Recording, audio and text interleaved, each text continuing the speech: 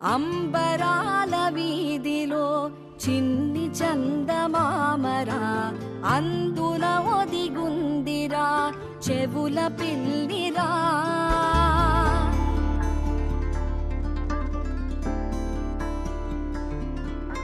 నీడ నీలి దీవిలో నీటి మీద మెరిసెరా, ఆ వెన్నెల కాంతిలో కూర్మముందిరా.